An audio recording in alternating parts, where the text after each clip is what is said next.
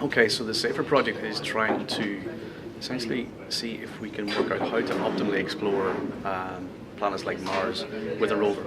So there's various ways we could do that, and various procedures we could apply to help us explore it. And we've got some ideas about how to do that, but what we're trying to do here is validate some of those ideas in a really representative environment. So what that means is we have a rover in Chile, which is acting as Mars, and we also have a remote control centre here on Earth, if you like, in Harlow in Oxfordshire, acting as a bit like the remote control centre for a real mission. And we're essentially simulating what would be essentially like a real Mars mission. So the team here are preparing plans in the way that they would for a rover on Mars, and we have the rover then equipped with autonomous navigation software and other software that allows us to execute instant commands to a number of instruments. In this case, we have a ground penetrating radar called Woover. We also have the panoramic camera, the PanCam emulator, and we also have Clippy, which is like a close-up imager. So here we are with software, which you can maybe see behind me, used for operations. So the tool you see behind me is called Overseer Interact, and the guys use this to do a number of things. They use it to review data that comes back from the rover. They look at what the plan they sent out versus what came back.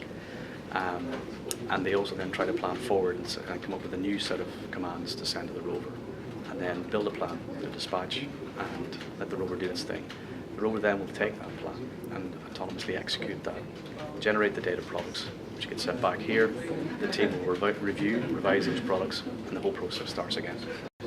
So SCISYS it's a software role, so there's essentially 2/3 bits of software we've brought to this. One is the operations software, the planning, mission, control software that you see behind me. It's used to help create those plans and review the data, in addition to the other tools that the teams provide.